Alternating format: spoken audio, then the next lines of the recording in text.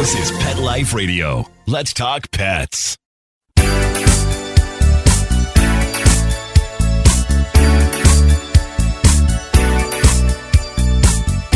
Hello.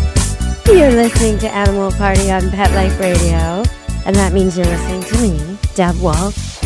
And I'm going to be telling you all about animal news today because there's so much of it. I can't get over how much the animals are in the news. But, well, to kick it off, I'm going to tell you about a crazy old pig. But before I get to the crazy pig, and it's a good one, I wish I got video, really, of what this pig got up to. But before I do that, I guess I should say, Happy Canada Day, everybody. And in light of it being Canada Day while I'm making this show, July 1st, and coming up, it'll be July 4th very soon. You'll be hearing this show this week and next, and, well, maybe you don't realize how much of the music you love is actually Canadian. So I'm just gonna slip in a little snippet here and there when I feel like it during today's show. Okay, so the first item in the news is this pig in Australia. He stole 18 beers from campers. He got drunk and he fought a cow. And I have a picture of him, and he looks like you wouldn't want to mess with this drunken pig. So when you're camping, store your food, store your beer, store everything. You might need a bear. The way we do it here for bears is you put it in a contraption and you kind of hang it from a tree. But it has to be done so they can't get to it from the tree. It's a little tricky. I don't think you can put your food in your car and lock your car. Bears are very good at opening cars. Very, very good. So, and yeah, or smashing through sunroofs or destroying doors. It's probably not the best idea to put the food in the car. All right, especially if you're in bear country. And you know what? Since we're talking about bears, I'm going to go to another bear story. And there's a bear called Tex. He's been named that. He has been relocated by the authorities twice already, unsuccessfully. He keeps returning to Texada Island, a very small place with a lot of people considering how small it is, but not so many people. But it's too dense to have a grizzly bear. So now they're deciding, do we relocate him again, a third time? And there's a no-kill order. They're not allowed to kill him. But do they relocate him? He keeps coming back. And he is quite the menace. He hasn't hurt anybody yet, but he's terrifying people.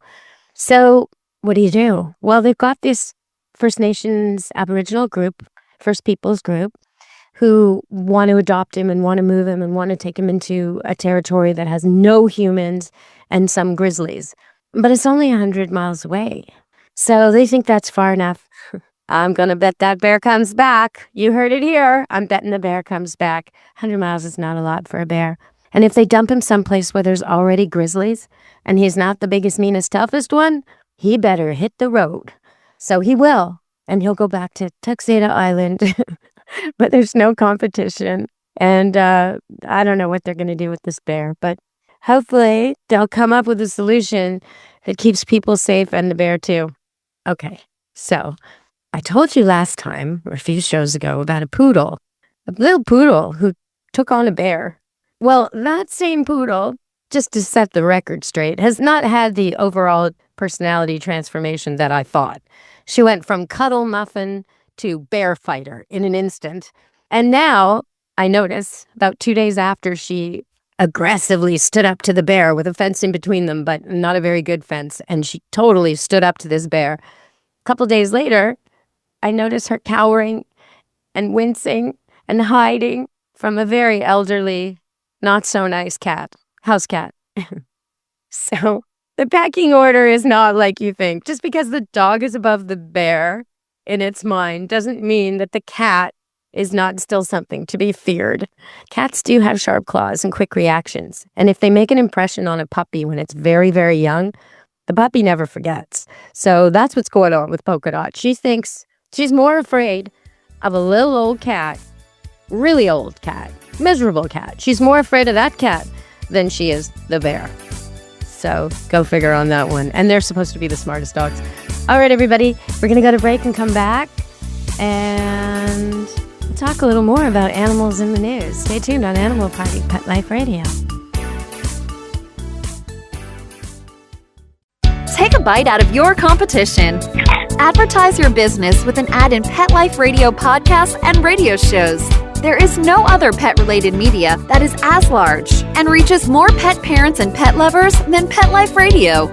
With over 7 million monthly listeners, Pet Life Radio podcasts are available on all major podcast platforms. And our live radio stream goes out to over 250 million subscribers on iHeartRadio, Odyssey, TuneIn, and other streaming apps. For more information on how you can advertise on the #1 pet podcast and radio network, visit PetLifeRadio.com/advertise today.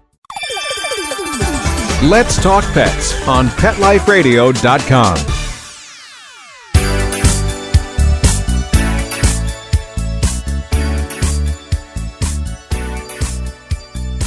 Hello. We're back on Animal Party, Pet Life Radio. My heart goes out to the people in California dealing with the wolf fire. I know that's my name, so I really noticed, Deborah Wolfe, I really noticed when they started talking about the wolf fire. There was a fire up here in a town called Lytton, all around there, a town that had burnt down a few years back from a fire and still hasn't been rebuilt. And luckily last night, the local band and the local authorities worked together all night long and they got the fire contained in Lytton. So well done, everybody. It's amazing when they do that. And I just hope we can get a handle on the fire's raging, hurting all the animals and the people all over the world. And there's got to be a solution to this that we're not implementing yet. So I'm hoping we'll figure that out really soon. Okay, so I told you all about ticks. And now I'm going to go on and tell you about a squirrel. Do you believe it? They had to send fire crews and a crane truck and all the whole bells and whistles to get a squirrel. Squirrel who'd run up a tree. Something is wrong with this picture. Why would someone adopt a squirrel? And then once adopting a squirrel, why would you put it in a situation where it could get up a tree, it can't come down? And was it really up there, stuck? I don't know. I think squirrels are amazing climbers. And usually, if an animal, like a squirrel, that's meant for climbing, can go up, it can also go down. So I was watching the footage of this big rescue, and it really occurred to me that the reason the squirrel was not coming down was because of all the fuss. So if all the trucks went away, I think the squirrel would have come down, especially if there was a nice meal at the bottom of the tree and his owner sitting there calmly. Sometimes we get a little bit hysterical about our pets, even our squirrel pets. You gotta think it calmly through. Okay, so today is Canada Day, and almost no one around here is working, but I am working. So here's my first Canadian song. I am working because I'm taking care of business every day. Taking care of business every way. Yeah, that's a Canadian song. You might not know that, but it is. And, you might think it's an ordinary day. Hey, hey, hey, it's an ordinary day. But it's not. It's not an ordinary day. It's Canada Day, the birthday of our country. And it's worth celebrating. We have more lakes than all the rest of the world's lakes combined in our one country. That's pretty amazing. Our water is so good and so pure, and there's so much of it. And as long as we protect it, we'll have it for all of you. And maybe there can be some lessons learned about all this. I know the beavers are really integral in protecting our wetlands and helping us with this. And in so many places, the natural helpers are killed off, and then people wonder why they have so many problems. But there's got to be a time when we all get in balance and we start figuring this out. So that reminds me of another Canadian song. A song that I think really encaptures, it's not supposed to, it's not about dogs. But this song, I think, really, this is how dogs live. We're here for a good time, not a long time. So have a good time. Sun can't shine every day. That's how dogs live. When you think about it, they live a tenth what we normally live. So every year is like 10 years to them. Every experience, like a beach trip, is like 10 beach trips for you. If you leave them alone and you go away for a week, that's like 10 weeks. Because it's a larger percentage of their life. That's why it's such a big deal when you come home from work every day. It's not like 8 hours. It's like 80 hours in compared to how much time they have left. if you spend a Christmas with your dog, well, they only get 10 Christmases, usually, maybe 11 or 12. So this is how they live. They're here for a good time, not a long time. So have a good time. The sun can't shine every day. Another great Canadian song. All right, so I'm going to go to break and talk a little bit more about dogs and cats when we get back. A little bit of behavior on Animal Party, Pet Life Radio. Stay tuned. Begging to hear more of your favorite show?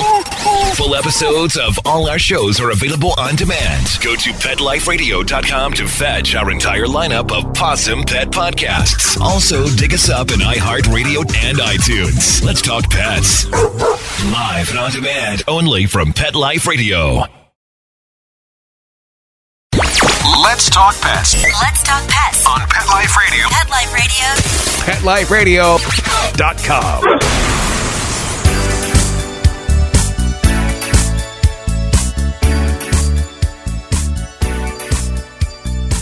Hello.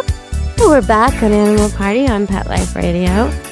And that imprinting I was kind of hinting at the start, where the poodle is still afraid of the cat, even though she's decided she's willing to take on a bear and is brave enough to do that. But yet that cat, no, gonna give that cat a wide berth when coming around the corner in the kitchen.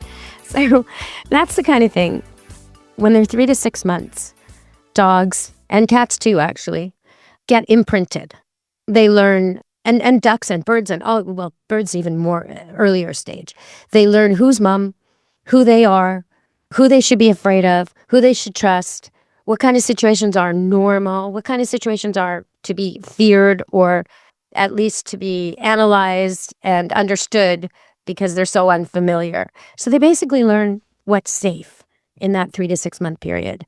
And so if a dog has a bad reaction, say they get an experience where there's people drinking and loud and at the same time they get stepped on, well, they may think later on, a dog, cat, kitten, puppy, instead of an adult dog thinking, oh, that was just the once, or that was just that person, or that was just getting stepped on, they might associate the whole feel of it, the whole smell of it, the taste of it, everything about that experience as being dangerous.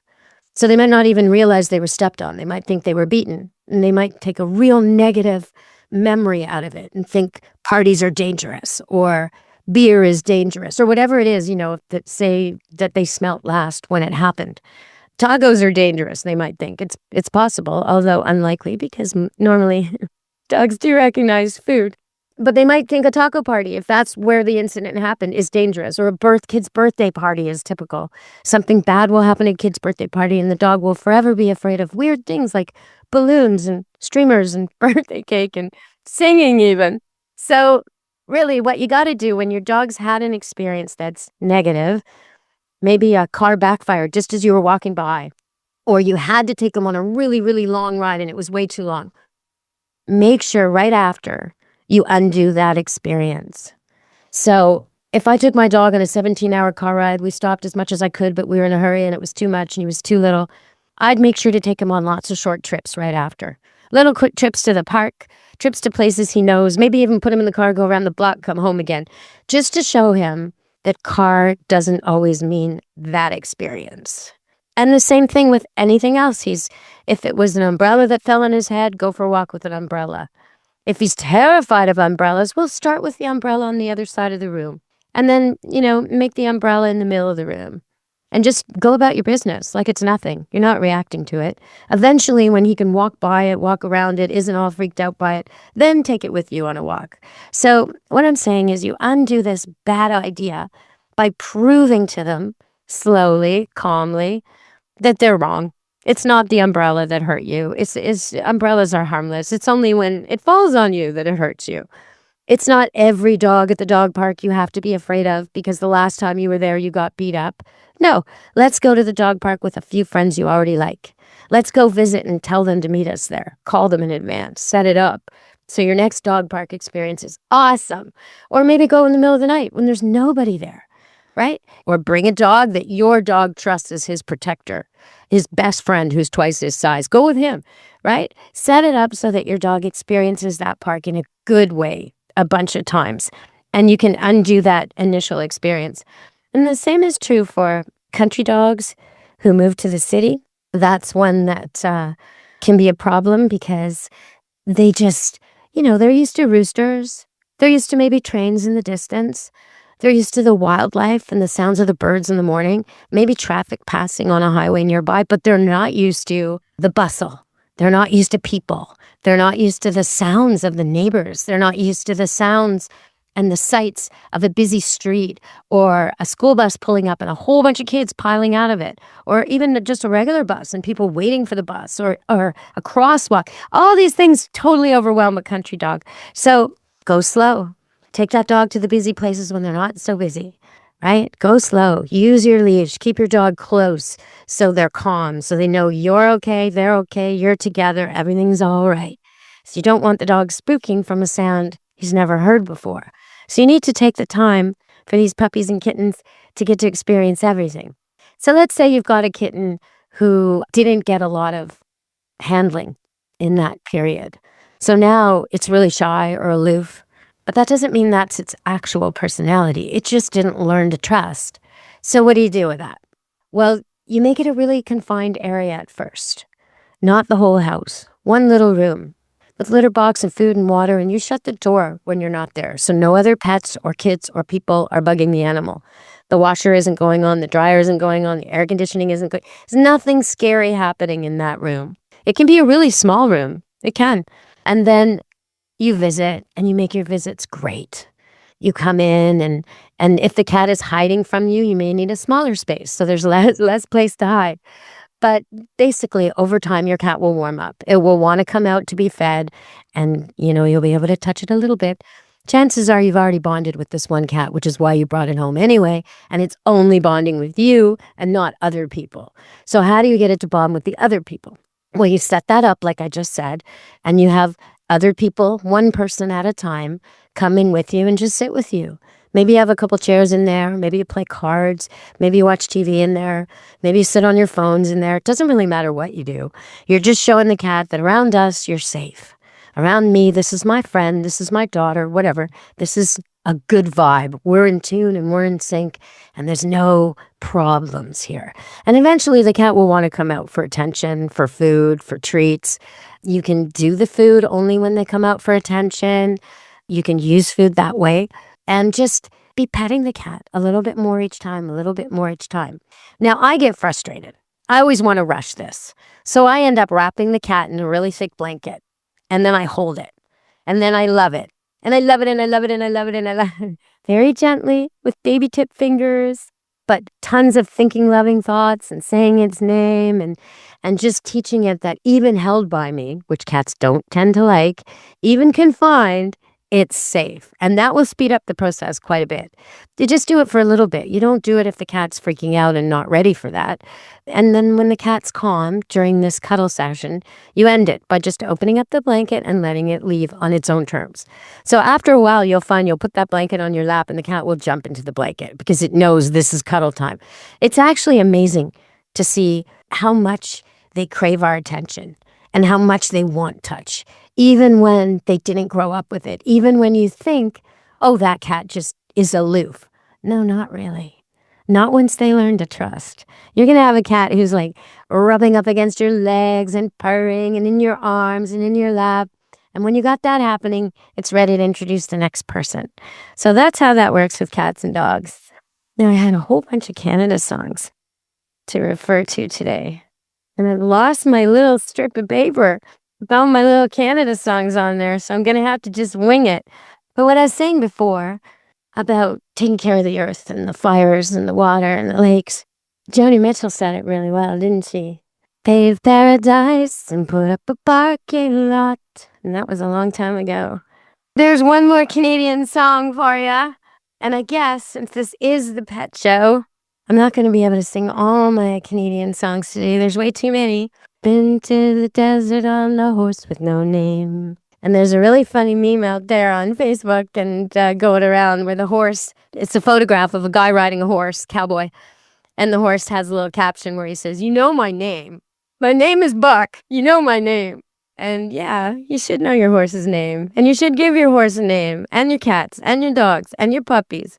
Because Makes a big difference to their life. So what's in a name? Does it really matter? Well, you might notice that all the police dogs have a one-syllable name, right? Because it shouldn't take 2 syllables for them to know you're talking to them. That's twice as long. So if you're talking about precision and you want a dog that responds fast, you need a name that can be shortened to 1 syllable. It's okay if you call him Joey or anything, really. It's okay if you have a long name with an E on the end when you're hanging around the house. But you need 1 syllable that you can bark out at the park really loud and he knows you're talking to him. So one of my poodles, she's passed now, but her name was Razzle Dazzle Raspberry. Okay, so if I was in the park situation and there's about to be a fight and I want my little poodle to come back to me and not get into trouble, and I start yelling, Razzle Dazzle Raspberry, Razzle Dazzle okay, it's going to take a long time, right? So she would come to the word Raz. And that's what you have to do. You just have to teach them both. You have to make sure, and most of our dogs pick it up anyway. They learn all their nicknames and you send them to somebody else's house. Maybe grandma speaks a different language and she starts calling him her pet name for him in another language, and you find the dog knows that name too within a day, right? Especially if it was accompanied with treats. So if you have a long name for your dog, you might want to teach it the short form too. Okay, so Prancing Cinnamon Teddy Bear in an emergency knows his name is Ted, right? He just knows. Peachy knows her name is Peach if I really need it. Now, these are not good names. The name Peach is a terrible name for a police dog because even when you say Peach as a 1 syllable, the end of it gets cut off. It's not a good name for calling out. So if you want a precision dog and you want a dog that listens really, really fast and you think you're going to be in situations like this, you should name him something that's got a really long vowel in it and where you can really call it out. Now, most of us with pets want names that have a syllable at the end. We want 2-syllable names and that have a vowel at the end. So it's a sing-song. Bella, Lady. These are great. These are great names for pet dogs because they don't need to listen in the first second, but they need to be able to recognize their name, right? Bella, Lady, Micah. All these names are terrific. And and I would suggest that Bella and Luna are perhaps the most overused names right now. It used to be Maggie and Molly. So if you want to call your dog and not have other dogs come, and if you want to call your dog and have your dog sure that you're talking to her, then you might want to steer clear of those names. Another thing to be aware of is names that rhyme with no, particularly the name Bruno. I've seen a lot of problems over the years with that name. 3 times. 3 times in my training career, I've had to suggest someone with a dog called Bruno change the name. And in one case, they just changed his name to Brew. Another case, there was a Juno, and I asked them to change the name, and they changed her name to Juna. Okay, so why is this important? Some dogs hear the syllable no within their name, and that's all they hear. So in the case of Bruno, he thought his name was Brew, and every time they called him, they were telling him no. Brew, no. Brew, no.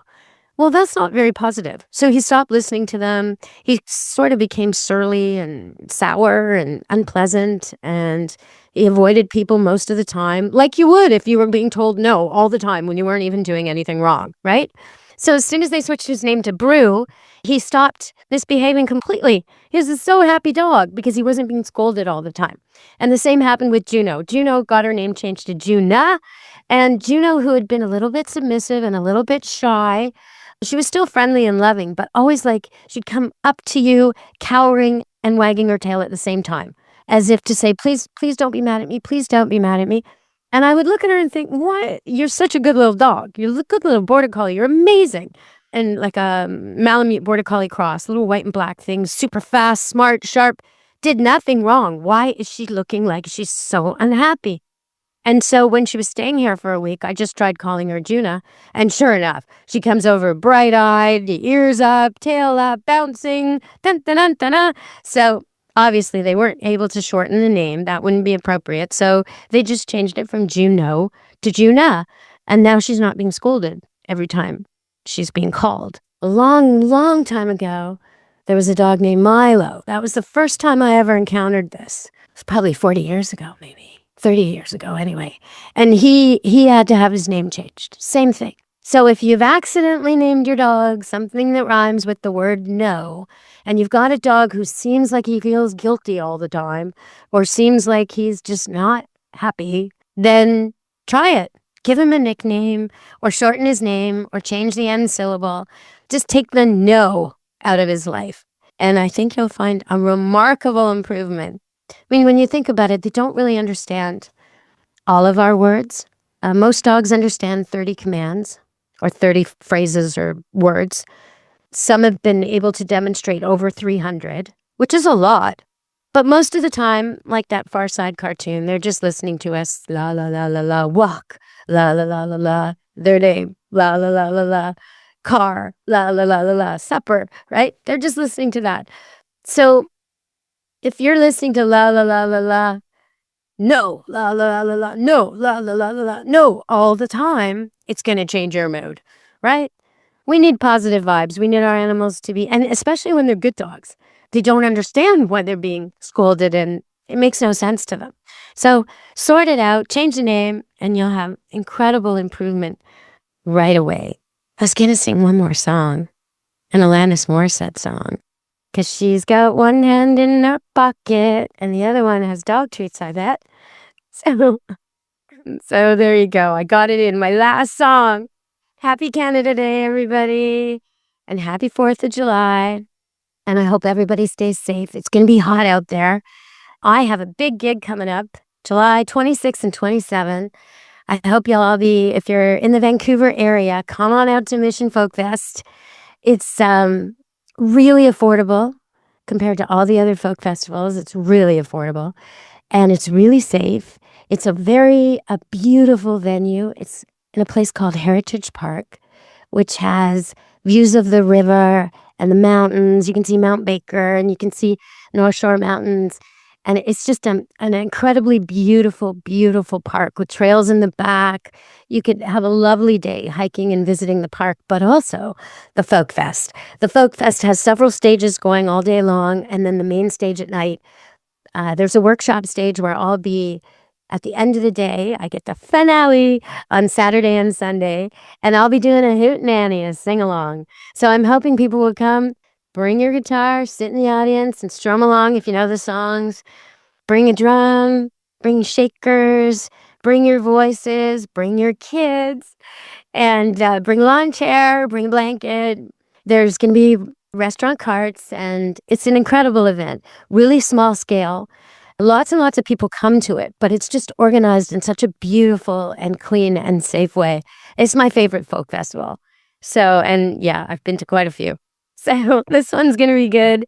And we're going to be singing some of those songs I was singing earlier, Canadian songs, but also, we'll of course do Bob Dylan, and we'll do Cat Stevens, and we'll do the Beatles, and we'll do Elvis, and we'll do requests. I've got my guitar man, Matt McRae, and Pamela on congas, and me singing my little heart out, and we'll be getting loads of audience participation. So come on out to the Mission Folk Fest. It's so good. It is so good. If you want to bring kids and you're thinking, oh, but what about the crowds?